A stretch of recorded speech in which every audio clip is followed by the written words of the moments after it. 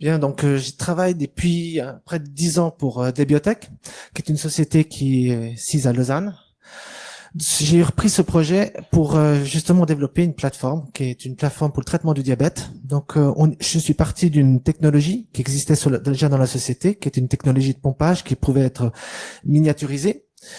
Cette technique nous permet d'avoir une pompe qui est très fiable, capable avec des très grandes précisions de pompage. On pompe en fait à chaque cycle 200 nanolitres, 0,2 microns d'insuline, et ça au rythme qu'on veut avec une précision de 3% à peu près. Donc sur le marché aujourd'hui, c'est la meilleure technologie de pompage. Mais lorsqu'il fallait développer la plateforme, ça suffit pas d'avoir la pompe, il faut aussi pouvoir la contrôler. Et on a développé deux types de technologies pour contrôler cette pompe. La première, c'était de utiliser un cell phone. On est parti en 2010 sur des cell phones de type Android. Et puis, on a aussi développé une télécommande propriétaire qui était plutôt axée sur les patients de type 2. Donc, je vais vous parler surtout de ce projet-là. Parce que ce projet-là, c'est un projet que en fait, je suis arrivé à Debiotech, je l'ai lancé moi-même, ce projet-là, et je vais vous parler de quelques exemples qu'on a dû mettre dans cette technologie-là pour sécuriser justement le contrôle de la pompe. Alors, je suis arrivé en début 2009 et en juin 2010, on a présenté donc ce concept de la Dual Pump, qui est une pompe insuline qui serait pilotée par un cell phone. Et lorsqu'on est arrivé dans le show, les gens ont adoré. Contrôler sa pompe insuline avec un cell phone, c'était nouveau, c'était quelque chose de génial. Et on a eu un succès remarquable pendant le show. Mais ce qu'il faut dire aussi, c'est que quand on fait ce genre de déposition, on doit aller auprès de les instances américaines. On a dû déposer ce qu'on appelle un 510K. Et très rapidement, les questions sont arrivées. Et la question, c'est comment vous allez assurer la sécurité du téléphone. Pourquoi? On a eu un meeting avec la FDA. À ce moment-là, ils nous ont dit, vous savez, ce qu'on craint le plus, c'est que les diabétiques, ils aiment bien aller voir sur les sites internet, typiquement les conversions, vous savez, entre carbohydrates et puis insuline. Donc, pour jauger les aliments, ils vont sur des sites internet qui sont même pas sécurisés et ils regardent les conversions. Vous imaginez quelqu'un qui arrive à mettre un virus sur un site comme ça, qui arrive à plomber la pompe. Vous téléchargez gentiment ces virus dans les pompes et vous déclenchez en même temps tous les virus la même nuit. Et vous mettez une overdose d'insuline, ce qui veut dire que tous les patients qui sont connectés meurent pendant la nuit, sans rien s'apercevoir. C'est illico, c'est instantané et c'est efficace. Donc la question était tout à fait d'appoint par rapport à ce système-là. Donc on a repris notre copie. Et puis avant de parler de la copie, je vais vous parler justement du concept que Pierre-Yves vous a déjà parlé. Dans le médical, il faut différencier la partie safety, sûreté, avec la partie sécurité. Alors, effectivement, dans le médical, on parle de safety, donc de sûreté des appareils qui sont liés, en fait, au danger que vous allez avoir vis-à-vis du patient. Et de l'autre côté, on va parler de la sécurité et les threats, c'est tous ces termes que vous connaissez certainement mieux que moi.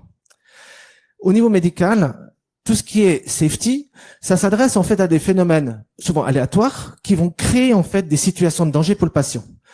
On évalue ces situations avec des probabilités et puis des sévérités, donc quelle est l'incidence de ce danger sur le patient. La norme qu'on utilise pour ça, c'est justement la norme ISO 14971 qui était citée tout à l'heure, qui nous permet d'avoir un processus pour gérer ces évaluations.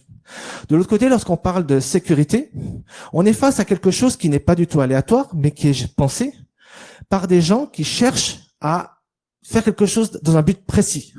Soit d'attaquer un patient, soit de mettre en jeu une thérapie. Il y a un but précis. Donc, d'un côté, on a des phénomènes qui sont plutôt aléatoires, stochastiques et statiques. Et de l'autre côté, on a des phénomènes qui vont être dynamiques et quantitatifs par nature.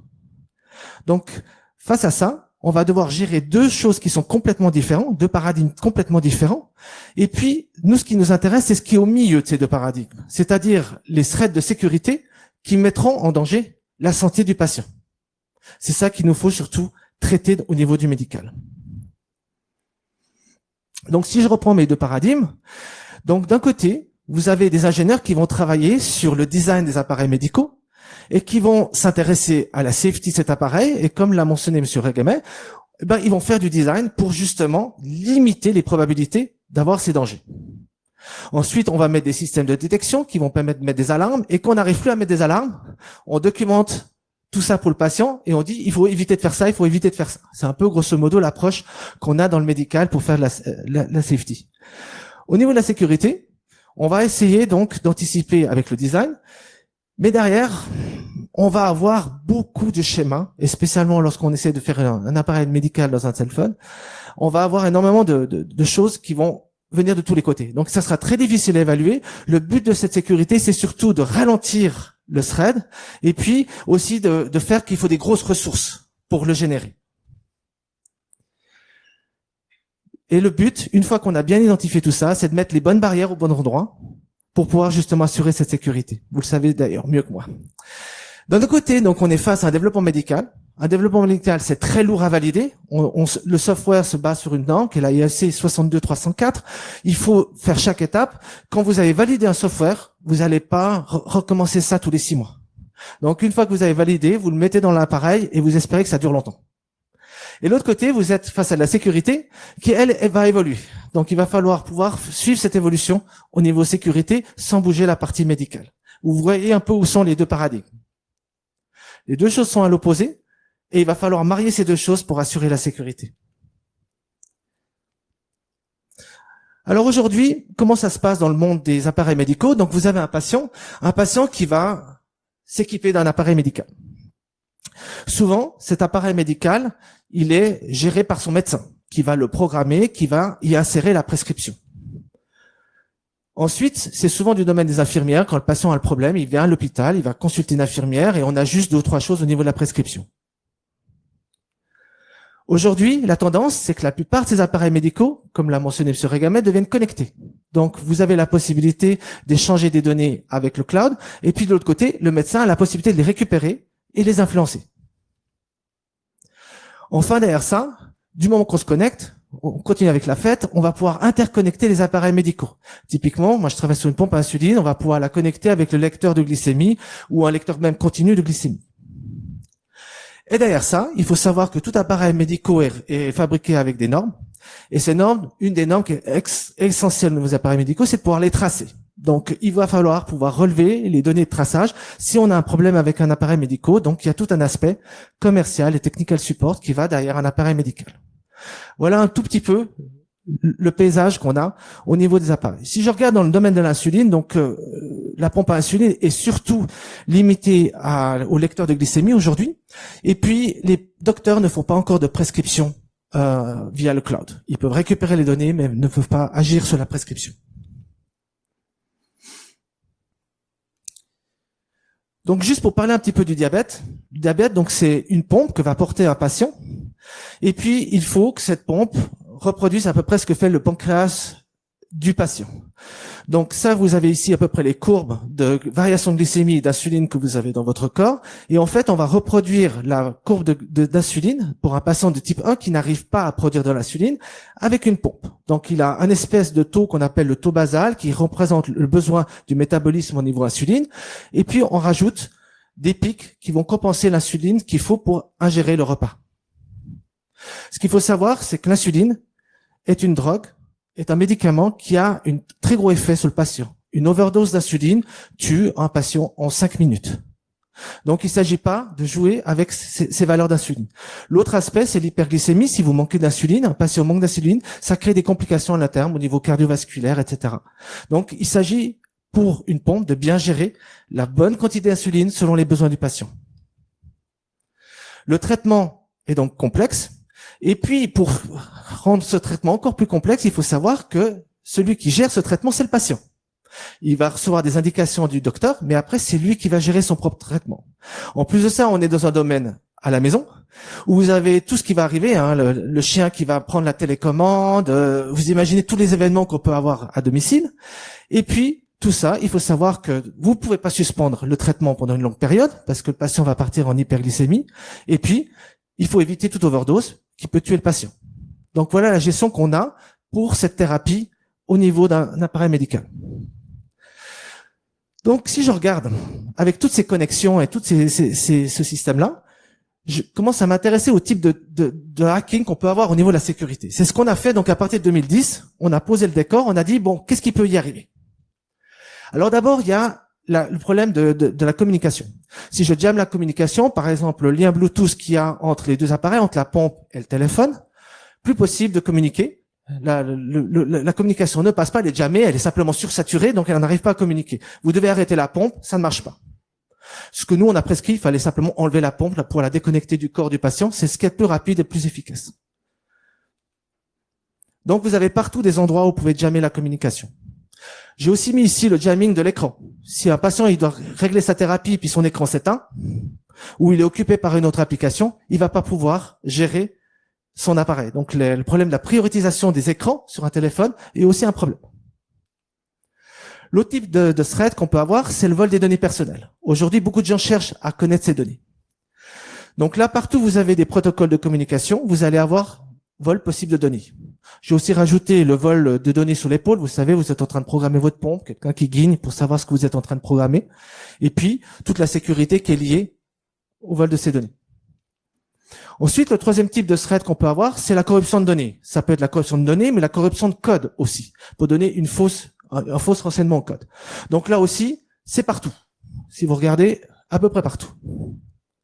Et puis si je rajoute encore le dernier, c'est les données qui sont vraiment liées au traitement, qui sont liées à la safety. J'ai juste voulu rajouter celle-ci. On les retrouve à peu près partout où vous avez la corruption de données. Donc voilà, quand vous regardez, ce qu'il faut sécuriser. Comment adresser ça?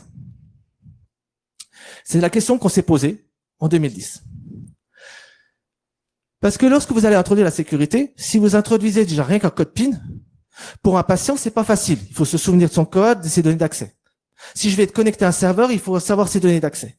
Vous savez que les patients diabétiques sont souvent des personnes âgées, spécialement les patients de type 2, 50, 60 ans, qui n'ont pas forcément l'habitude de faire toutes ces choses. Ensuite, la deuxième chose que je vous ai montré, c'est qu'on peut bloquer la thérapie. Si je bloque la communication, je ne peux plus contrôler mon appareil.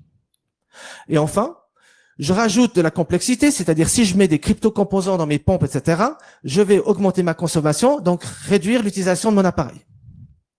Et enfin, vous avez des architectures complexes de communication qui apparaissent. Tout ça, il va falloir gérer. Donc en fait, c'est qu'on a partout des actes qui vont soit arrêter la thérapie, soit mettre en danger la vie du patient. Alors, je vais juste vous dire une des solutions qu'on a mises, c'était de mettre une virtual machine dans le téléphone. C'est la première situation qu'on a implémentée en 2011. Donc, à partir d'un bout de loader, on a fait deux partitions. Une première partition qui est pour le téléphone ouvert, l'autre pour l'environnement médical. Donc, depuis la partition ouverte, vous pouvez aller sur Internet, vous pouvez aller télécharger des données, vous pouvez même contacter votre médecin en utilisant le téléphone. Vous pouvez géolocaliser, donc beaucoup d'avantages. Et puis, on avait une partition médicale qui contrôlait le hardware, les priorités sur le hardware, la gestion de l'écran, et puis le contact avec la pompe. Avec cette solution-là, si je regarde mon clivage, en fait, on a déjà résolu tous les problèmes autour du téléphone. Mais ça suffisait pas. On avait encore beaucoup de problèmes à résoudre. Comme vous voyez, encore beaucoup de grands triangles. Donc, on a repris notre copie, on s'est dit comment on va pouvoir sécuriser ça. La deuxième chose donc qu'on a dû mettre, et qu'on a mis, c'était de mettre en fait dans le téléphone, de devenir propriétaire du téléphone et de mettre une deuxième SIM card dans le téléphone. En fait, cette deuxième SIM card est liée à la gestion de l'appareil médical. Donc, avec cette SIM card, je vais juste vous décrire les éléments qu'on a pu corriger. Première chose, une SIM card, c'est facile à utiliser. Tous les patients savent mettre une SIM card dans un téléphone. On a fait des essais, c'est quelque chose que chacun sait faire. Deuxième chose que pouvait faire la SIM card, elle allait sécuriser la pompe. En fait, ce qu'il faut savoir, c'est qu'on allait marier la pompe à la SIM card pendant le manufacturing. C'est-à-dire que vous allez associer la SIM card à une pompe. Donc, pour faire marcher ma pompe avec mon téléphone, j'ai juste à mettre la SIM card dans le téléphone. C'est tout. Et toutes les données de communication, Bluetooth, etc., étaient dans la SIM card. Donc, pas besoin de mettre la pompe en découverte, pour ceux qui connaissent un peu Bluetooth, et pas besoin donc de exposer ma pompe à un thread. Donc, comment j'ai fait ça? On a introduit en fait la SIM card pendant le manufacturing pour pouvoir échanger toutes les données de connexion. Ensuite, la SIM card me permettait aussi de me connecter au cloud. Avant ça, elle me permettait aussi de sécuriser le téléphone. Le bootloader était associé à la carte. Sans la carte, la partition médicale n'est pas ouverte. Vous mettez la carte, la partition médicale s'ouvre et est sécurisée. Et enfin, Si je dois me connecter sur un serveur, pas besoin de retenir les coordonnées d'accès. C'est la SIM card qui vous donne l'URL, qui vous donne toutes les coordonnées. Elle est gérée par le médecin qui l'associe en fait à votre dossier patient. Donc en fait, avec cette SIM card, en fait, si je regarde, juste un peu vite, voilà, en fait, vous allez résoudre la plupart des triangles qu'on avait autour du téléphone. On a encore rajouté des systèmes pour sécuriser la transfert dans la mémoire de la pompe. Je vais juste passer par ça parce que c'est une chose un peu plus technique, mais je vais surtout aller à la conclusion. En fait, nous avons rajouté, là, je vous ai juste cité 2-3 exemples, on a encore d'autres, bien sûr, mais rien qu'avec 2 choses relativement simples, une SIM card, une virtual machine dans le téléphone, on voit qu'on a réussi à contrôler la remote control, on voit qu'on a réussi à ouvrir un appareil médical au cloud, et puis on a réussi à faire ça en gérant un médicament qui peut être potentiellement dangereux.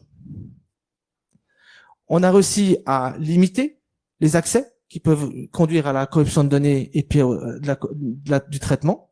Et puis, tous ces moyens ne consomment quasiment pas d'énergie. C'est aussi un besoin lorsqu'on utilise un appareil médical, c'est de gérer la consommation. Et enfin, mettre une SIM card dans un téléphone et taper un code PIN, un seul, c'est quelque chose que tout patient peut faire, même un diabétique de 60 ans.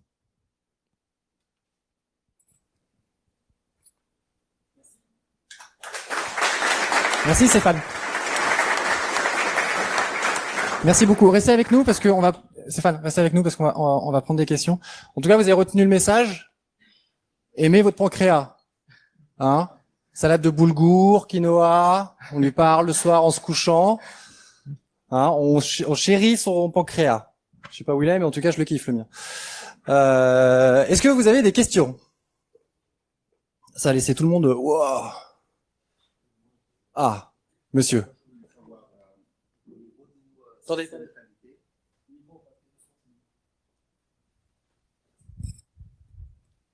Parce que pour moi, c'était très clair la présentation. J'ai compris la différence entre, disons, approche medical device et approche cyber security. Au niveau du système qualité, comme vous avez fait à mettre ensemble l'analyse du risque pour medical device et la partie cyber security. Ou si peut-être vous l'avez gardé séparé, comme 2 choses séparées. Alors effectivement, au terme technique, alors au niveau processus, non, parce que ce soit de la cybersécurité ou que ce soit le développement, tout est sur la IEC 62304, donc tout a été géré selon les mêmes processus, où on a eu identification des risques et puis après traiter chaque partie en fonction de ces risques-là. Toute la cybersécurité est traitée sous le nom de SOUP, vous savez, en médical. C'est tout ce qu'on n'est pas sous contrôle, parce qu'il faut savoir que les algorithmes de cybersécurité, ce sont des algorithmes qu'on va même pas ouvrir. Pour nous, ce sont des boîtes noires. Donc, on va même pas chercher à savoir. Donc, on va se contenter du résultat. Souvent, tous ces algorithmes dans des cryptoprocesseurs sont bien certifiés. Et puis, ce qu'on va faire, c'est qu'on va faire confiance, en fait, aux normes qui sont généralement utilisées pour la cybercrypto. Et on va faire des tests avec des multiples tirages pour être sûr que le système fonctionne et est répété. Et c'est tout ce qu'on va faire. Autrement, ce que nous, on a fait aussi dans cette approche, on a bien sûr été contacter des sociétés qui sont spécialisées dans le threat. Et puis, on leur a mis la pompe et puis le téléphone entre les mains. Et puis, on a essayé de voir, en fait, s'ils arrivaient à trouver des vulnérabilités. Mais on a initié ça en 2012 parce que, comme l'a très bien mentionné M. Regamet, on n'a aucune norme dans le domaine médical pour l'instant pour la cybersécurité. Donc nous, on voulait évaluer les vulnérabilités si on les avait bien couvertes. Et puis la façon qu'on les a couvertes, c'est qu'on a à chaque fois qu'on avait une fenêtre, on mettait des barrières. Une seconde question? Oui, au fond de la salle, j'arrive.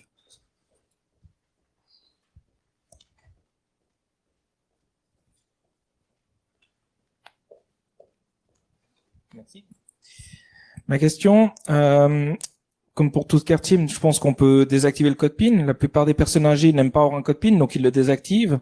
En imaginant que ce soit faisable sur la vôtre, est-ce que ça enlève la sécurité ou est-ce que la sécurité reste quand même? Alors en fait, il faut savoir que notre pompe initialement a été déjà prévue avec un code PIN. Pourquoi j'avais mis un code PIN sur la pompe, c'est que j'avais toujours peur que vous savez, quand on développe un appareil, on pense que tous les gens vont l'utiliser, on l'espère du moins, et donc on devait prévoir l'idée que dans une même salle, il y a 2 patients qui ont le même système et qui interchangent en fait leur téléphone. Le problème, c'est que si je fais ça, je risque de programmer la pompe de l'autre patient en pensant programmer la mienne. Donc je devais trouver ce qu'on appelle mitigation à ce problème-là. Donc on avait mis un code PIN dans ce but-là, c'était pour éviter qu'il y ait un cross des appareils médicaux. Donc, un code PIN, vous devez l'avoir pour cette mitigation-là. En fait, le code PIN de la SIM card, personne ne le voit. Il est généré, en fait, par la pompe. Dès que vous avez ouvert la pompe, elle vous donne le code PIN pour ouvrir la carte. Et c'est le système qui le transmet. Donc, il n'y a jamais de risque de fermer la carte puisque c'est le software qui va assurer le code PIN de la carte. Pas besoin du PUC ou des autres choses comme ça pour ouvrir une carte qui se serait mal ouverte. Ça répond à votre question. Une dernière question? On enchaîne? On enchaîne. Ah, non. Une question très bête. Que se passe-t-il si l'utilisateur perd son téléphone? Vous avez mitigé le risque comment? Enfin, la situation comment? Alors oui, ça c'est toujours la même chose, c'est quand vous cassez la pompe, la seule façon c'est d'attendre qu'on vous en fournisse une autre. Dans ce cas-là, effectivement, le patient va perdre la carte SIM et donc plus accéder à sa pompe. Donc la pompe qu'on a, en fait, elle va garder votre compensation au niveau du métabolisme, hein, parce que le taux basal se répète tous les 24 heures, et vous avez des boutons pour programmer vos bolus directement sur la pompe. Vous n'êtes pas obligé d'avoir le téléphone. Par contre, c'est clair que si vous avez une alarme ou une chose comme ça, vous n'allez pas pouvoir l'interpréter parce que la pompe n'a pas cette pompe-là, c'est une pompe qui est prévue d'être sous les vêtements, donc il n'y a pas d'affichage.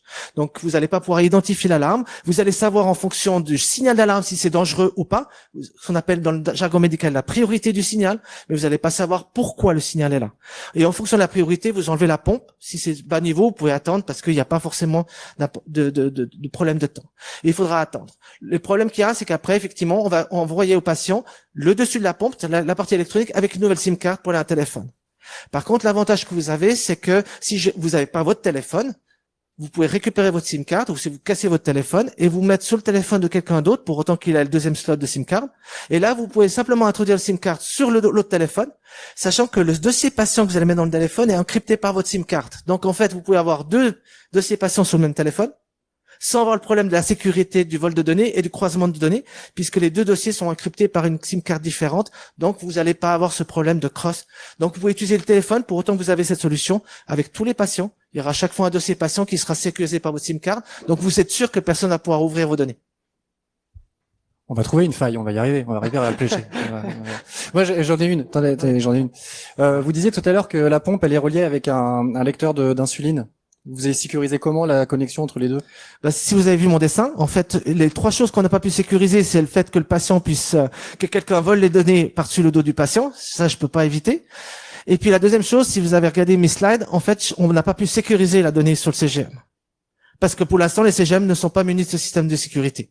Donc là, effectivement, la seule chose, c'est que le patient reçoit les données et on lui demande de confirmer les données avec son PIN code avant de les mettre sur la pompe. Bonsoir, merci. Philippe Blandin. J'ai juste une question. Les données sont sur le téléphone et sécurisées par la SIM ou elles sont aussi présentes à l'intérieur de la SIM au cas où il y a une défaillance du téléphone? En fait, elles sont présentes dans la pompe. C'est la pompe qui sert de mémoire. On n'a pas utilisé la SIM comme zone de mémoire. On a la pompe et le téléphone et les données sont juste sur le téléphone avant qu'elles soient montées sur le cloud. Au moment qu'elles sont montées sur le cloud, on nettoie aussi les données du téléphone. Il est incollable, il a la réponse à tout. Merci beaucoup Stéphane. Merci.